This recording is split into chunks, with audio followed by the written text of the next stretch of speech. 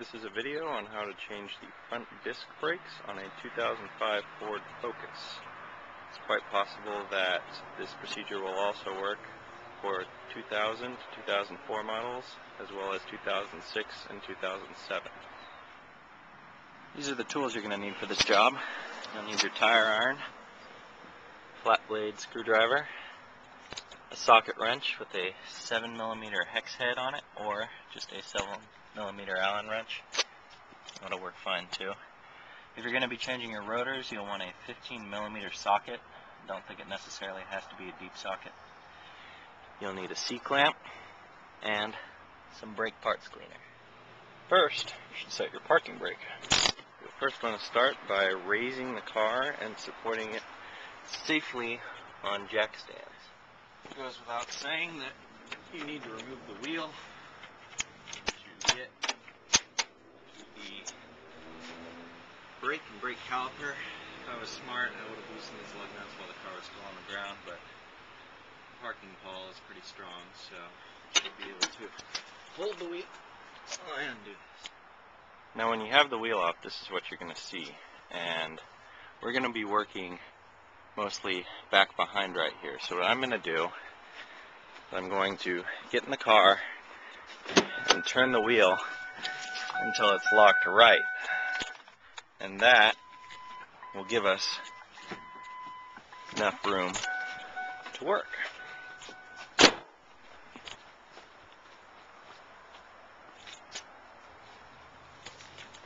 Ta-da! We're going to be working back here. Alright, so when we get to this point, we have to go under the hood. And what we're looking for is we're looking to see if there's enough room in our brake master cylinder for extra fluid to enter. Because what we're going to be doing is we are going to be compressing the apply piston, and when we do that, fluid is going to flow back through the system up into the master cylinder. Before we compress the piston, we might want to open up the master cylinder reservoir a little bit. I'm not sure if it's an airtight seal, and if it is, all that's going to happen is we push on the piston, and the piston will just return to its original place. Probably not like that, but I'm just going to do it anyway. Now you'll need your C-clamp. The book tells me to take the caliper off before I compress the piston, but I'm going to do it on the car because I only have one set of hands.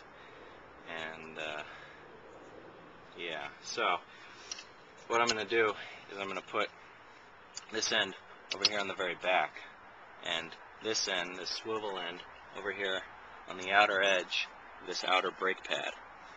I'm actually going to do that in reverse order because it only works one way. And as I tighten it down, you'll see that this piston in here will start to compress. Doesn't take a lot of force at all. If it does take a lot of force, something's wrong. And you'll feel the piston bottom out because you'll turn, and it'll stop going in, and you don't want to force anything. Okay, now you're going to have to use a screwdriver or your fingers and pry the plastic covers off of the caliper bolts. There's also one down here. I don't know if you can see it. I'll lift this up. There's one right here. And there's one right here. Oh, I'm losing you. Okay. Like I said, 7mm. Oh, look at that. Alright, so I'm going to pull you out here.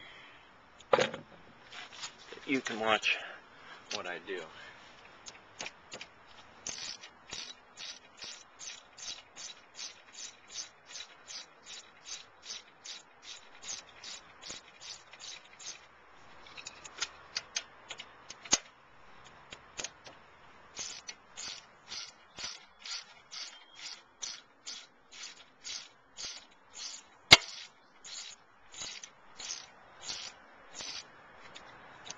Alright, now, the caliper isn't really secured in right now, what it's holding.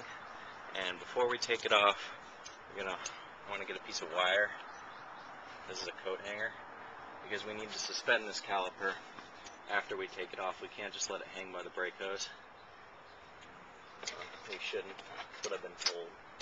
So I'm just going to hook this to the coil up there, right here.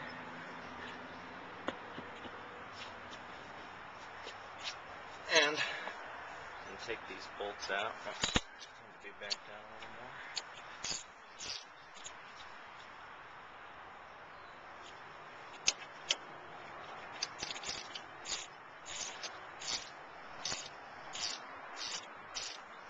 Yeah, these are long. There we go.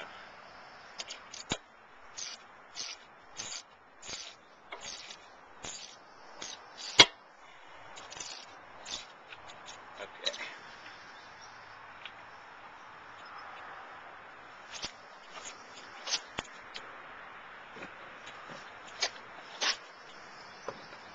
Now, you'll see that there's a spring retainer here that I'm going to need to navigate around as I pull this off.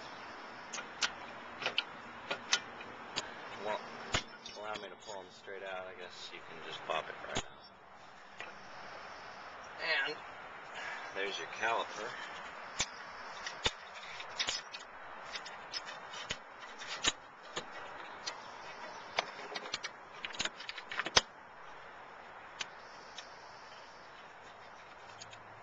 Consider that.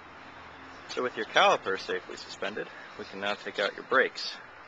The outer brake pad stayed in the caliper holder, just falls out. The inner brake pad stayed attached to the piston by means of a spring clip. All you got to do is reach behind the, I don't know if you can see there, I hope you can. Reach behind the pad and pull it out of the piston. There's the spring clip. And there's the hollow piston. With the caliper off and the brake pads out, now's a really good time to check your rotor. That's that big disc right here. What you're looking for are grooves. And I'm going to show you what exactly you're looking for on a rotor that's already out. This is obviously not a Ford Focus rotor, but I'm using it for demonstration purposes. What you want to do is with the rotor on the car, you want to run your finger along the rotor and you're feeling for wear, real wear. You can see the wear in this rotor, these kind of grooves right here. This rotor isn't bad, but if we flip it over, this is a prime example of what you do not want. You can probably see the depth of these grooves. I'm running your finger over it, it's obvious. I would replace this rotor. You can machine rotors into a machine shop, and they will use a cutting tool to grind down the thickness. Every rotor has a minimum thickness specification, usually printed along this edge here. I don't know where it is on this one, but it doesn't matter because we're throwing this one away. So, it's a little dirty. I cleaned it up with a bench grinder because this has been sitting out in the sun and rain for a little while now. So your rotor shouldn't look like this. It should be nice and clean, but you do not want grooves.